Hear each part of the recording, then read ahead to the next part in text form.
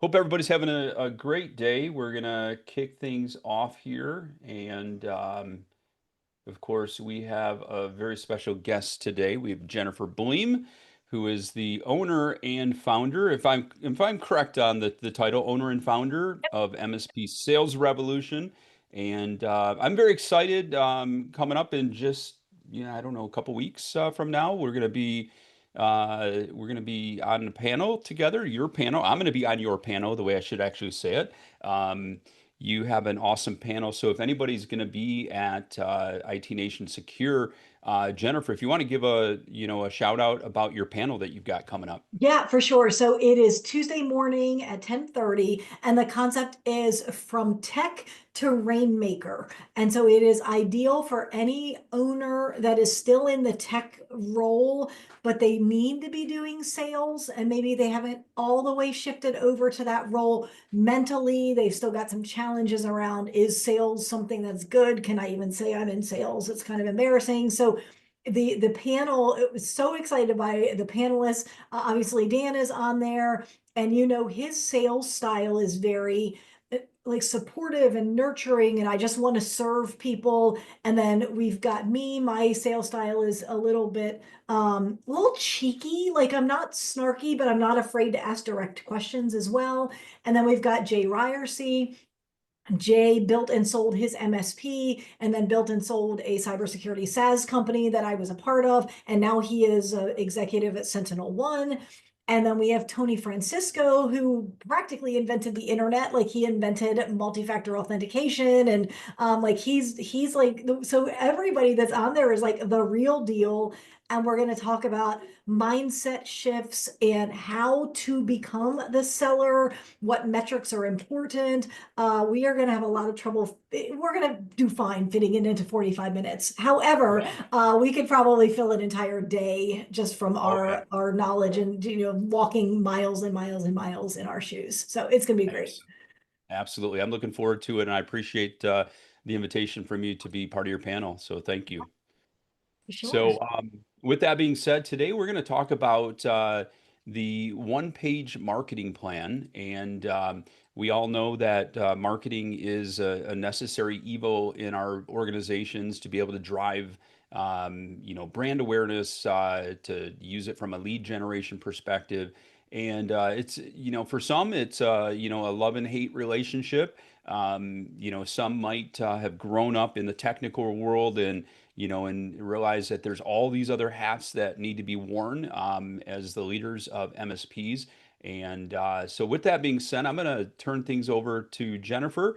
And if, of course, if anybody has questions along the way, please feel free to jump in. Please. That's what we're here for. Yeah, So, for with sure. that being So I'm said, going to share my screen Jennifer. in just a second. And if it's okay with Dan, I've got a PDF that I can share with those that are at least on the Zoom call. If you're watching in another, in YouTube or anywhere else, just reach out to me. I'm happy to share this. But let me back up and explain how this came about.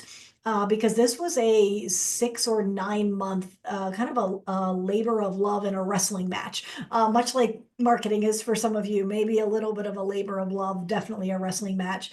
And I'm a big believer that if I really understand something, then I should be able to teach it.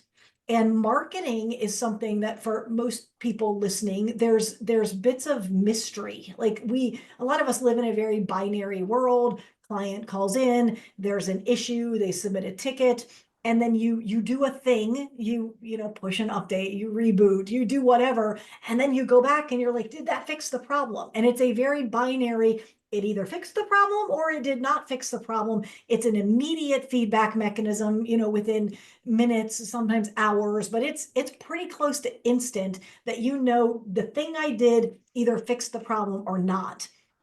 And marketing is not like that. And so that's the reason that marketing feels hard, or there's friction around marketing. And it's because it breaks your normal rule of, there's a problem, I tried to solve it, is the problem solved or not, yes or no, in like 90% of your life. Now we insert marketing, and there's like art and there's science, and there's, well, did it work or not? We're not really sure. Maybe it did, maybe it didn't. So there's this, it's hard to get your sea legs around marketing when it's so contrary to everything else that you live in. So I started taking a look at, like, okay, I've been troubleshooting marketing and making marketing recommendations for several decades now. How do I do this? It's kind of like if you ever bring in a brand new technician and you're like, how do I troubleshoot so easily? And you start to try to flow chart it, and you're like, it's really hard to flow chart because you probably just do it instinctively now. You don't even have to think about it. But stopping to do that documentation is so valuable to your team. And so I took a second to, 6 months, a second, to document this. And I want to share it. Again, let me hit send on this PDF. And then I am going to share my screen. I'm showing it to you on a spreadsheet so that I can edit it and play with it. And I'm going to zoom in and out because I want you to kind of get the overall picture, and then we'll zoom in to specific areas. So this is what you're going to get. If you didn't get the PDF, just reach out to me. I'll give you the PDF of this. I'll give you the spreadsheet of this. I don't care, whichever version you want. You've probably heard that marketing has to do with know, like, and trust. That is true. That is factual. But in the MSP world, if you're selling services that are a little mysterious to the buyer, or they don't really understand them, or maybe there's some skepticism, do I really need what you're trying to sell me, or are you just a dishonest salesperson? Know, like, and trust is not enough. You also have to create desire for the thing that you are selling, for your service. So know, like, trust. That is the very most basic part of looking at marketing. Well, the good thing is there are a finite number of ways to create knowledge that you exist. And there's all of these options. Again, I'll share this with you. You don't have to get a screenshot. You can if you want. I don't care. But if nobody knows that you exist, it is because you're not doing one or more of these things. You're not getting out into the community. You don't have an SEO strategy. You're not going to events. You're not speaking. You're not giving away swag. You're hiding under your desk in essence, and that's why people don't know that you exist.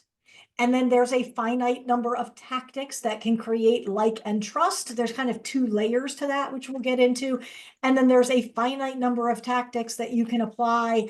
Oh, hold on. I got rid of my little guy. Okay. Finite number of tactics you can apply to create desire.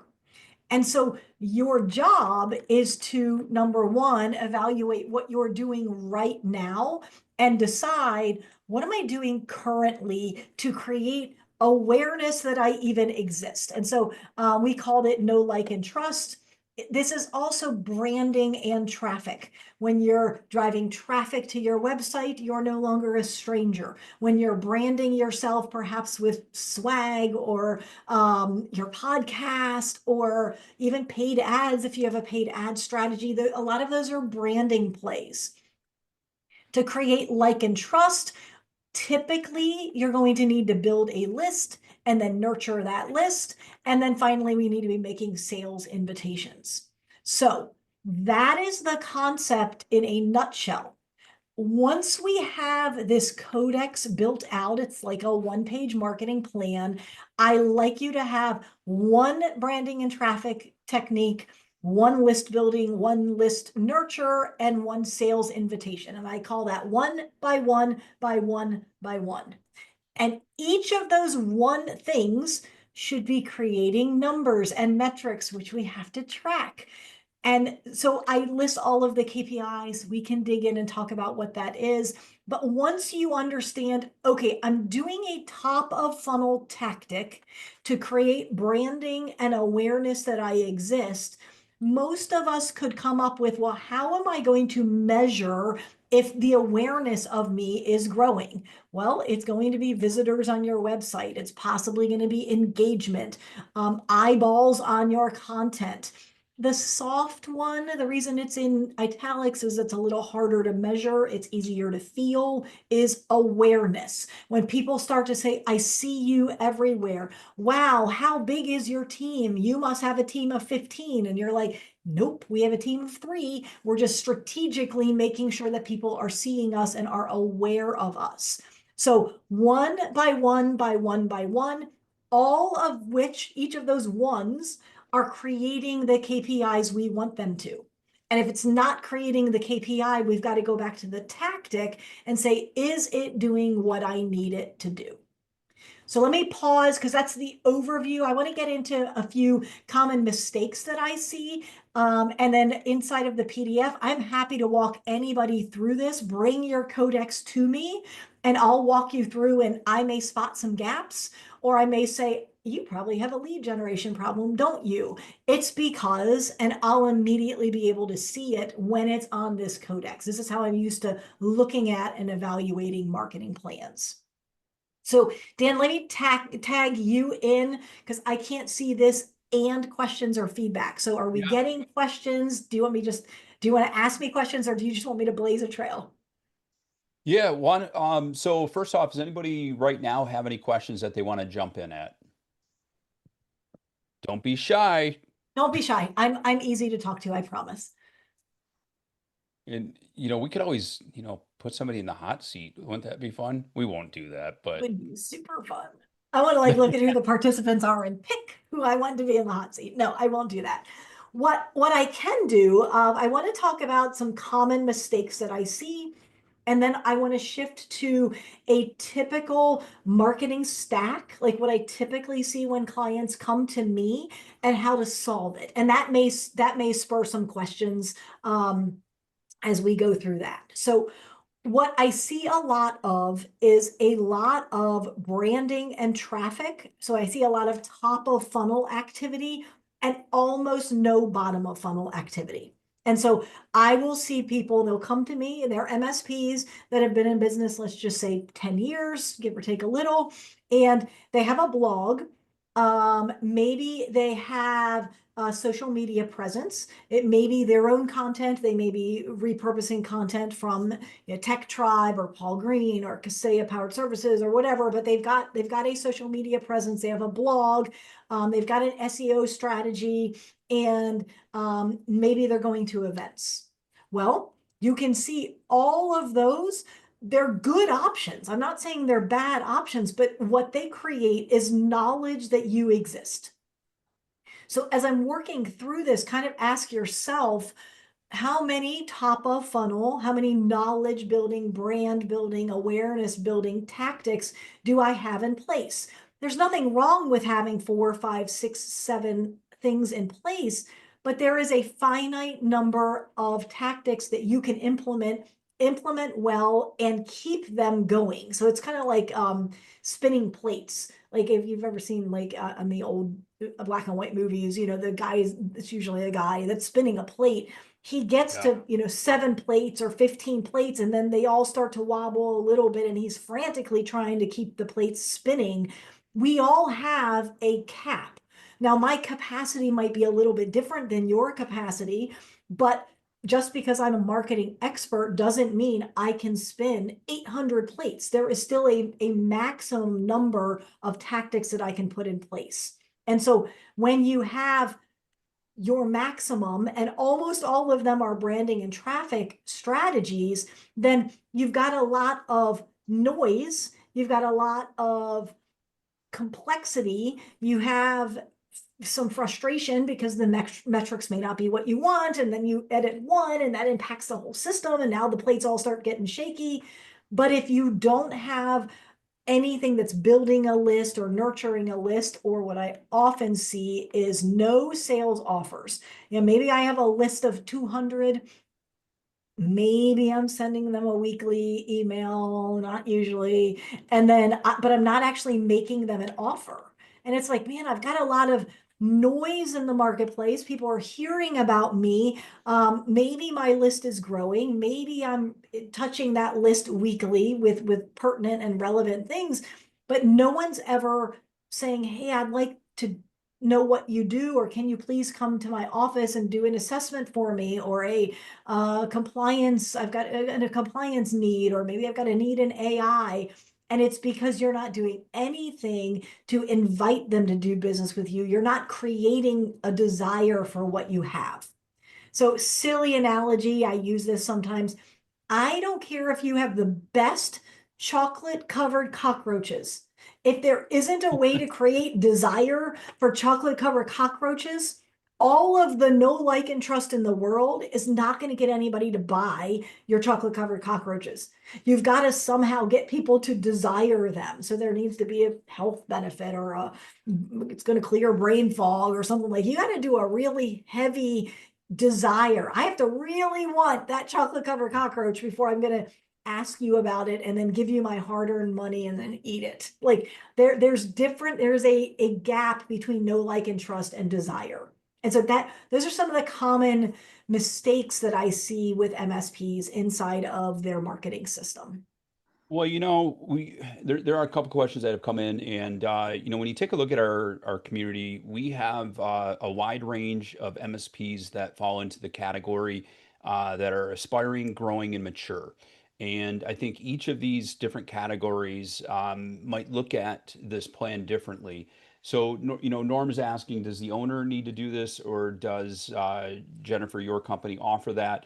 And then also, Kevin's asking about how a smaller MSP can possibly compete against a huge budget, overall that maybe a larger organization has. Yeah. And I think, I think we should tackle that because I think each of those categories are different. So what are some of your initial thoughts in that area? Yeah. So let's talk about the first one first. Does the owner have to do it? In an ideal world, the owner would not have to pull the levers, but I want the owner to understand this concept and drive the strategy, and then outsource, if you will, or delegate actually doing the work. So in other Right. words, I really like it. I get nervous when an owner says, I don't want to be involved. I just hired a brand new marketing manager.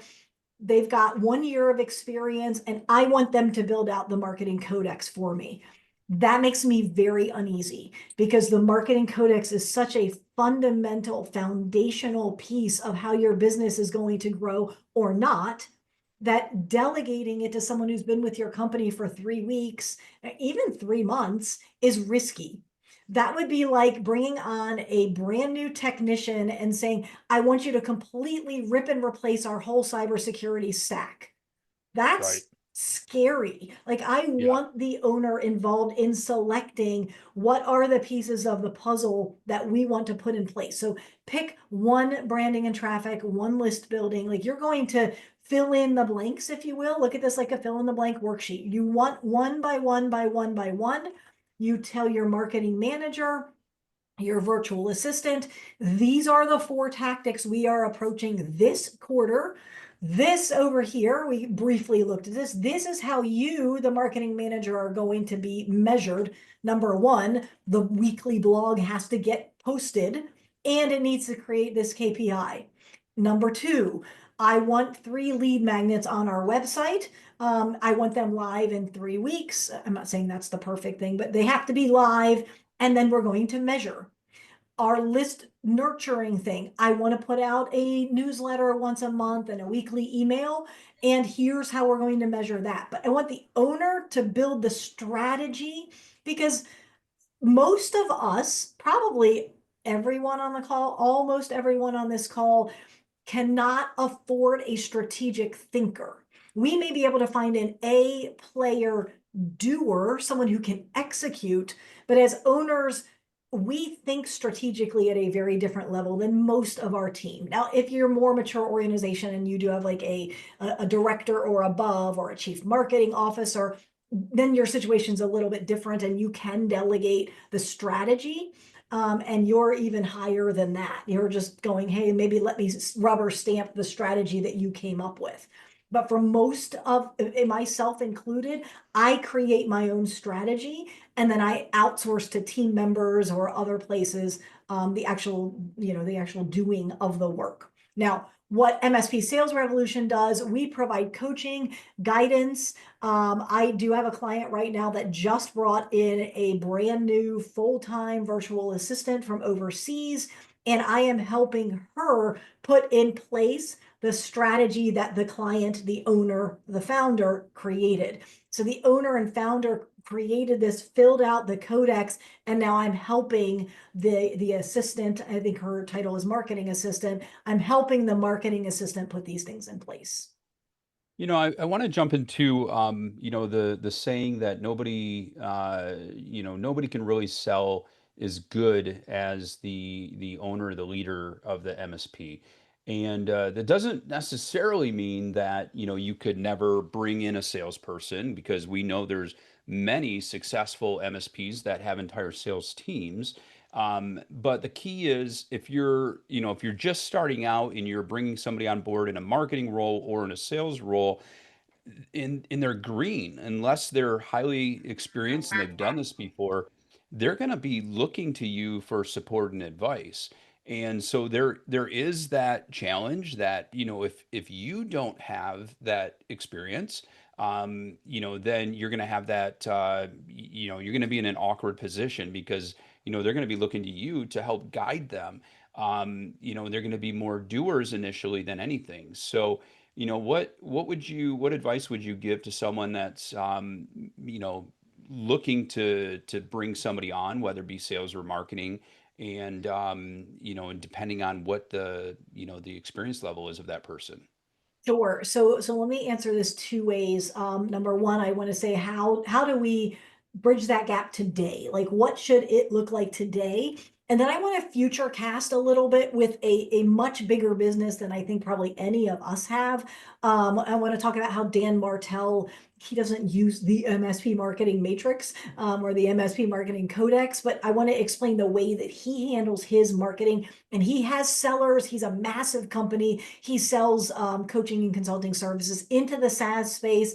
There's a lot of the vendors in our space that follow Dan Martell's advice. So since he's built I don't know, say a $20 million company. I don't know exactly. You can probably Google it real quick and find out, but he has a very, very large, successful company that originally started with him doing all the work. And so I want to talk about him as an example. But what it looks like out of the gate is the owner creates the strategy. If you don't have a team, the owner is going to have to pull those levers. So when I first started my company, I didn't have a team. I have a small team today, but I didn't have a big team. Well, that's your constraint.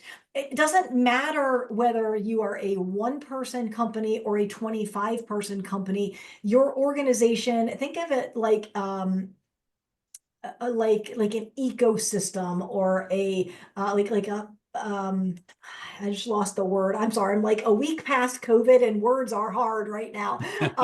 But like there's it's like a big glass box, and you put in all your plans and your, maybe a frog or a turtle or something, and then you seal the box, and it is like Yeah. a self-contained unit. A terrarium. Yes, a terrarium. Thank you. Hard word. Couldn't come up with that. So look at your business like a terrarium. And inside of any terrarium or any ecosystem, there is always a constraint. So it doesn't matter if you're a one-person company or a 20-person company, there is a constraint. So as a one-person company, your constraint is probably time. And so when you are building your codex, which just starts to answer the question of how do we compete with larger companies, because we don't have their budget, you're going to pick options one by one by one by one that are simple to execute and not super time bound. So let me give you some concrete examples.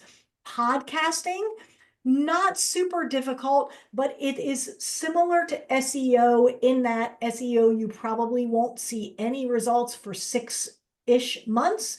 Podcasting, you probably won't see any results for 12 to 24 months. And so On the surface, podcasting is not super hard to get set up, especially with AI tools. And maybe you want an intro, outro. If you can force yourself to do minimum viable product, creating a podcast doesn't take a lot of time, but getting results from a podcast takes a lot of time. And you may not have that much time. You may not have that much runway. And so you may say, man, like Jennifer Bleam, I desperately want to have a podcast. I have a great idea for a podcast. I'm not sharing the concept because someone's going to say that's brilliant. I'm stealing it. So I'm not sharing it right now. I desperately want to have a podcast. I have a great idea for a podcast. I would do great with a podcast. I have enough people I could have on my podcast, but I'm not willing to take on a podcast as part of my marketing codex because I know it's going to be an 18 to 24 month commitment. And I don't want to do that yet. And so I have other pieces. I have lead magnets. I speak.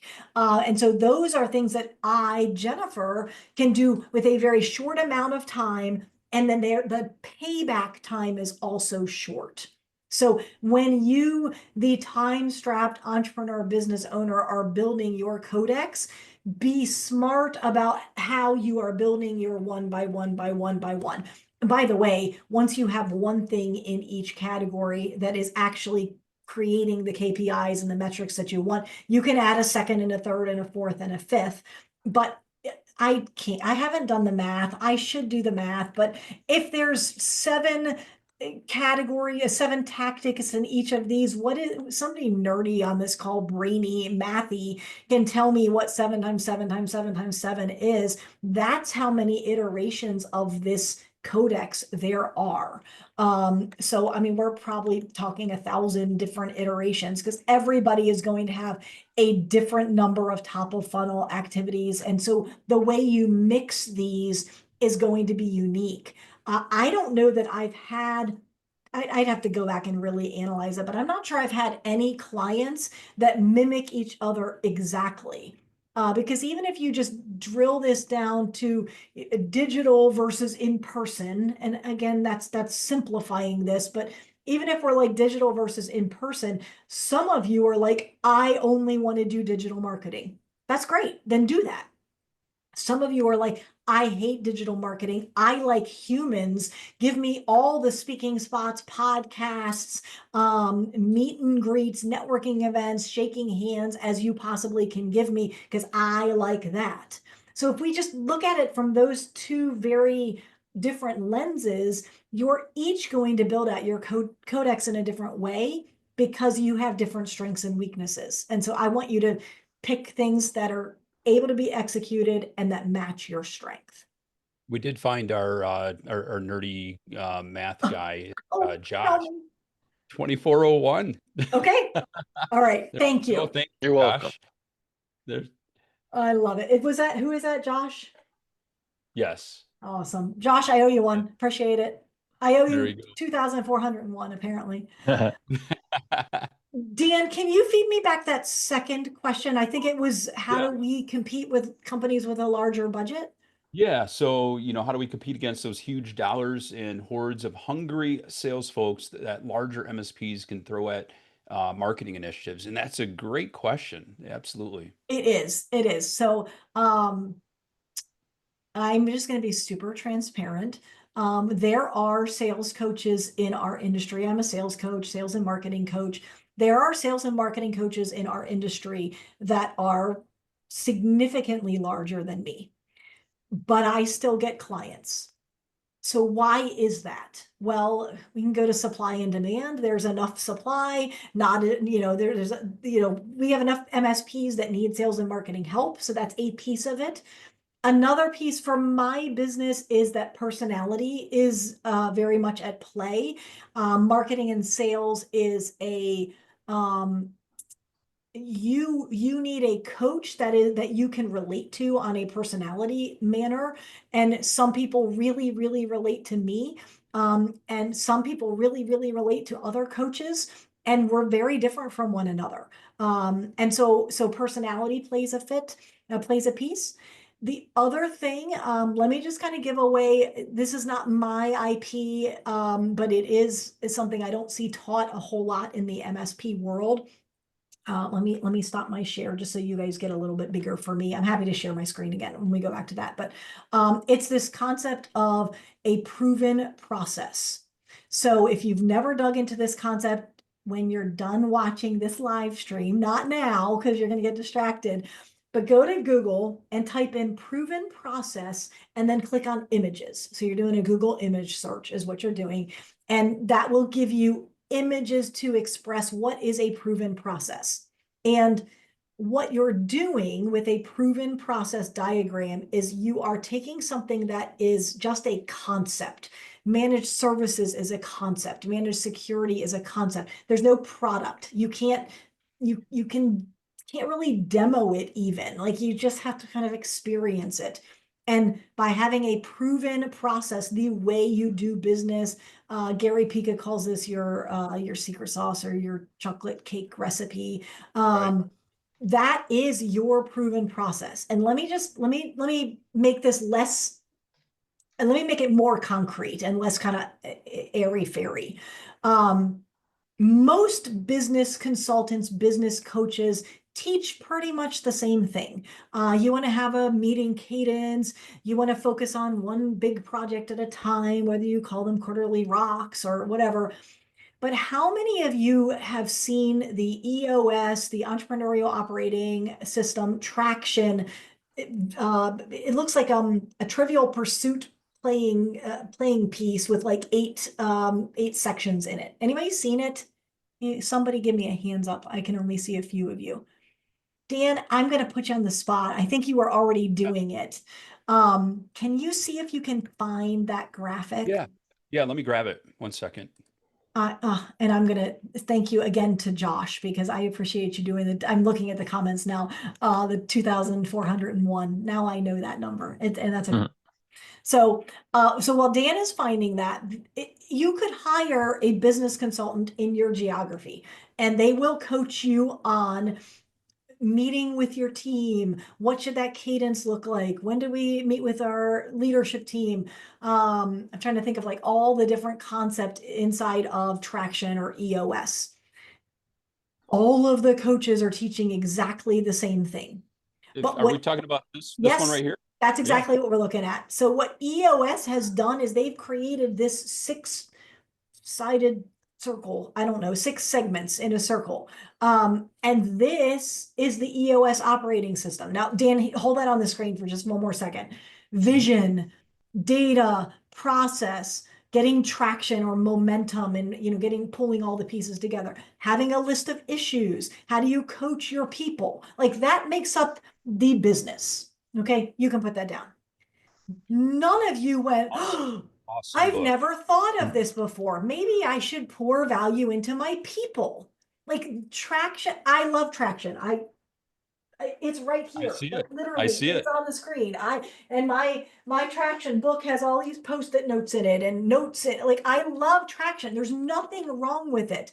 But if we take a step back and we're like, what makes traction different from Rockefeller habits? What makes them different from Joe, the business coach in your community or your networking group? At its core, nothing. But one of the things that Traction has done really well is created their company way, their chocolate cake. And so Dan just showed that graphic. Thank you for running to get that.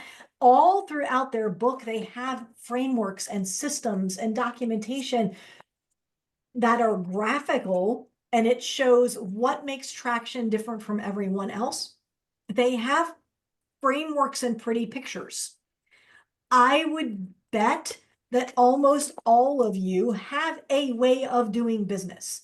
Maybe you don't have a graphical way to illustrate it, but you could put it into ChatGPT and say, tell me, give me an idea how I can, artistically represent this. Because maybe it's a figure eight, like a racetrack kind of a thing. We start with onboarding, and then we get everybody on board and we get everything cleaned up. And somewhere along the way, we do a security assessment. Somewhere along the way, we do a quarterly business review, and then we just rinse and repeat that over and over and over again, right? It's a figure eight. I don't know what yours is, but you have a secret sauce. You have a way that you deliver service. What you need is a way to articulate it and show how you're different. So And yeah, there, and then there's another one, Get a Grip, which I think you have that one too, right? you do right next to Yep. it. It's an older version, I think. It's a hardback. Yeah. Yep. And And same thing, I've got post-it notes and it's not quite as marked up as the other one. And one of them is like a story of how a company, I don't remember which one of them is a story about how a company used the methodology, and then the other book is more what is the methodology. So yeah, either one are they're both great reads. very good reads. Yeah. Yeah. There are a couple other questions, but I do want to bring in a question that I think is important when we take a look at reaching out to our existing client base versus new prospects that have not done any business with us. Because I think we've, I mean, there is some, question here that if you're not doing regular TBRs, QBRs, whatever we want to call them, then you're not getting those regular touches, identifying what the client's needs are, to be able to make sure they understand what your true capabilities are and what all the products and services you offer. Because let's raise our hand, who's had someone come in and, reach out to you and say, hey, we have a new VoIP system that's going to be coming up and to be installed. And so I'm going to have so and so reach out to you. And you're like, wait a minute. You do know we offer VoIP solutions, right? And so we've missed the boat from a couple perspectives. One, we haven't marketed to them to make sure they understand everything that we have to offer. But also during those QBRs, we haven't had those conversations about what are their long-term needs, what are their challenges, their bottlenecks. Um, the thing that we've always said is if it relates to technology in any way, shape, or form, reach out to us. It doesn't matter if it's you're looking to put a LCD display, up on the back wall that has some KPIs on it, any kind of dashboard, talk to us. But we also have to talk to them, right? Yes, yes. And I listen, we all know like it's easier to sell your existing clients something as opposed to getting a net new sale, a new person having to onboard that company and all of that. But yes, QBRs are so important, or QBRs or TBRs, or what a few of my clients are shifting to more of like the going back to the lunch and learn concept where once a month or once a quarter, you invite your clients in to teach them something. Now, there's no reason you can't invite your clients and some non-clients. Oh, I love it. Love it. Jack was just holding up either Traction or EOS as well. I love it. Traction. Okay, Yes. cool. Fantastic. So yes, Just, yeah, go ahead, Dan. I was just say, Jackie, just don't be driving and reading at the same time. Just. Yes, very true, very true. Yeah, those books are not easy ones to read on Audible. You kind of need the physical book to mark up and Yeah. whatever. Jack is like dancing. I like it. I like Jack. Okay, so yes, having that relationship with your clients, having that conversation is so important. That's another piece of the puzzle that when you go from solo operator to adding technicians, how do you still maintain that relationship with your clients? That's definitely worthwhile thinking through and starting to operationalize. Absolutely. So we do have another question here. Question from Norm. How important is it to develop or select a niche? Okay, so I'm going to give you Jennifer's answer. Dan might have a different answer. This is kind of those like, how long is a piece of string? And there's going to be a million different answers. So here's my answer. I know why a lot of coaches recommend picking a niche. I do not. I don't like, I don't have a problem when my clients come to me and they've picked a niche. That's fine. They've made a business decision. I can support that. I know how to market to a niche. Niches make me nervous in part because of real life experience. My husband has an MSP. I used to help him run it before I shifted to the dark side, the vendor side. And he had two, two of the largest oral surgeons in the Washington, D.C. area as clients. They happen to be twin brothers. They both went into oral surgery, set up separate practices. They both were using my husband's MSP. And so he made the very wise decision, like, well, I've got the two poster children of this industry as clients. I'm going to go all in. And he learned the software, he developed relationships with the software, and we were months away from pulling a trigger on a massive campaign and redoing our website and going all in. Like, all we do is serve oral surgeons. Maybe if someone comes to me, we might service them anyway. But we all of our marketing dollars and effort and energy would be towards the oral surgeon market. And just as we were about to go that direction, one of the big hardware vendors, they do like 3D X-rays, and the 3D X-ray requires software to run the X-ray machine. That massive manufacturer, I want to say it was like Kodak or something, like we can't compete with Kodak, started including managed services for free. Mm. And that isn't something we could compete with. Like even $1 per endpoint per month, which would have been ridiculously not profitable. We couldn't compete with that. So at the time, we ended up, over the course of a year or two, we lost both of those two clients. I don't blame them. It was a business decision. They loved us. And maybe it was Henry Schein. Could have been Henry Schein. This was probably eight to 10 years ago. And we were like, good thing we didn't niche down, because we would have lost our entire business. I also Yeah. saw MSPs lose their entire business during COVID. They had niched to hospitality. Overnight, hospitality dried up and their entire business dried up. I know another MSP who went all in on oil and gas, and the oil and gas industry imploded, not literally, but figuratively. And overnight, his whole business was gone. I mean, he had built, I want to say it was a $3 million business very quickly, because he understood the oil and gas industry, and inside of 2 months it was gone. So Yeah. I that just makes me really uneasy. Now, if you've niched down, I'm not trying to scare you. Good on you. Like, it's a valid business strategy. I just wouldn't direct anyone there, because it just makes me uneasy. We've got all our eggs in one basket. Yeah, there is a question Jason has, but I want to jump in and just give my thoughts on this. Is my feelings are very similar to yours, Jennifer.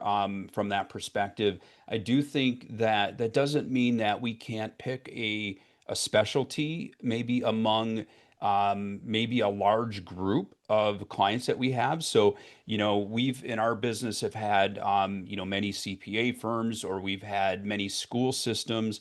And so there is an advantage to maybe specializing. And what I mean by that is to maybe just leverage the number of clients that you have. So if you have 10, 15, CPAs that you work for, as you're out there marketing, you can tout that and say, we have a large client base that are, in the accounting, finance area.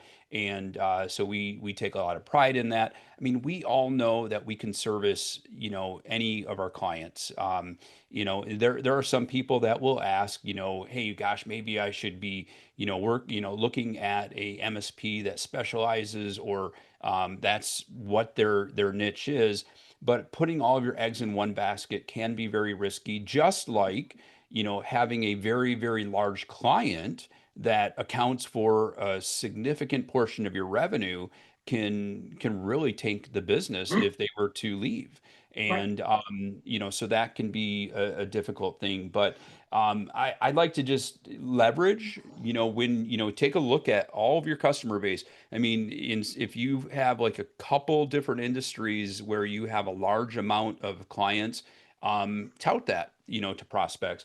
So Jason's question, and I almost view this really kind of as a comment, but can you pick a niche based on more specific marketing message and hit that for a while, and then pick a different niche and do the same thing? I think absolutely. Jennifer, I'll let you jump in there. Yeah, so you definitely can. So what I will sometimes see where MSPs don't want to pick a single niche, maybe they've picked compliance, or that type of thing. But if you've picked multiple niches or niches, you can perhaps market to one niche every quarter. So maybe you would not market to your accountants in Q1 or Q2 because they're frantically doing taxes, but you might market to them in Q3 and the marketing message could be, we'll get you up and running by January 1 and everything's smooth sailing. We'll get the other company offboarded, us onboarded, so that you can hit the ground running in January and get up to speed on the new tax laws and no bumps or bruises during your busy season. So there's nothing wrong with having, let's just say, 4 niches in your marketing to Yeah. this one in Q1, this one in Q2. Just understand, if we're going back to the know, like, and trust, you're having to create a list for 4 niches. You're having to warm that list up and keep that list warm. But I don't really want to make an offer to the accountants right now because it's Q2 and they're not going to make a buying decision. So you're adding complexity.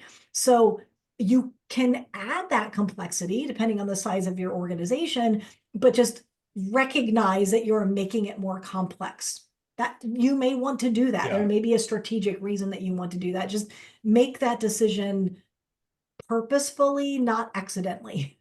And also look at your market. I mean, if you're in a smaller market, and if you were to, focus on a niche, can that niche support your business, right? Because just because you specialize in maybe CPAs doesn't mean every CPA is going to start doing business with you. Yes. So that's a challenge. And also, I mean, if you do want to specialize in a niche, maybe, I mean, the key is we're all taking, we're all taking, I don't want to say any business that comes in because we got to pick the right clients, but we're taking businesses that come in from really any industry. And we still have to be selective as far as who's a fit for us and who's a fit for them. So that's critical.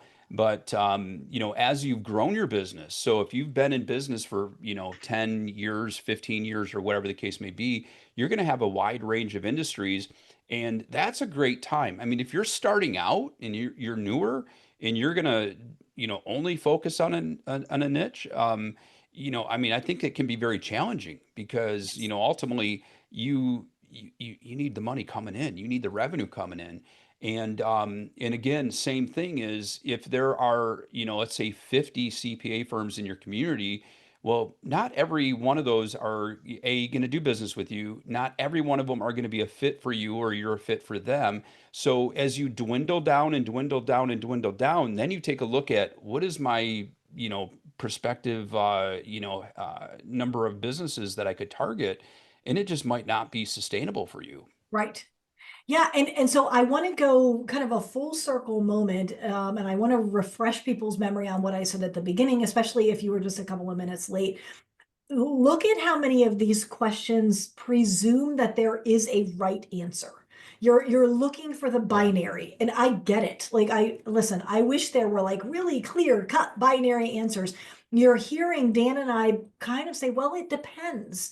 And so you need to look at marketing as almost like a high school science project. Like, we have a hypothesis. It's based on an educated guess, based on our knowledge of marketing fundamentals. And we're going to go all in testing that hypothesis for anywhere from a quarter to a year. And at the end of that time period, we are going to check our ego at the door, and we're going to say, was my hypothesis right or wrong? And we're going to make a change. Maybe we're not going to make a change. Maybe our hypothesis was perfect. But we all want like black and white answers, but sometimes it's, let's test it. Let's throw Yeah. caution to the wind. Let's stop looking for the right answer and just go all in. So just transparently, when I first started my company, some of you have read my book, and in the book, it's like I work with MSPs that have $60,000 a month in monthly recurring revenue and up. And I did that strategically because I knew I could get results for companies who had $60,000 in monthly recurring revenue and up. Some of that is because I know we can't get results inside of 12 and a half seconds. So I need you to have a little bit of financial runway. But what happened is I started having smaller companies come to me, and I only had one offer for $60,000 and up companies. And I went to one of my coaches and I'm like, all right, I looked at my data. So let's pause for a second. I had data to look at. And I'm like, over the course of the last 12 weeks, I turned away X number of clients who wanted to do business with me, but they couldn't afford $2,500 a month. And she said, well, why don't you have a smaller offer? And I'm like, because I know I can give the results at 2,500 a month. And she's like, so all you have to do is figure out how to scale your offer down to be smaller and still get people the results that they want. And I'm like, I don't know how to do that. And she's like, well, that's your quest. And inside of 2 days, I had cleared my whiteboard and figured out how do I come up with a $750 a month offer that still helps my clients get what they want. And so, do I have marketing out there that says I only work with $60,000 and up companies? Yep, because once you publish a book, it's a pain in the rear to go back and edit it. So that's still out there. I had a client that came on board with me last week, and he's like, I've been working really hard. I just closed a client. I'm at 60K. Can I work with you? And I'm like, yes. And I didn't tell him you probably could have worked with me a year ago because he had a piece of marketing in his hand that painted what my ideal client was 3 years ago. So my point in telling you that is that my hypothesis was valid, but my reality changed. I'm like, I now have something that I can offer to the smaller companies. And so you're not married to your decision any longer than that 90 days to a year to prove the hypothesis. While you're proving the hypothesis, stay the course, but then go back and evaluate the data and say, did I prove or disprove my hypothesis? Now I'm smarter. I have more data. I know more things. The economy has changed. My offering has changed. Now I have a proven process, whatever it might be willing to change, but stay the course long enough to prove or disprove your hypothesis.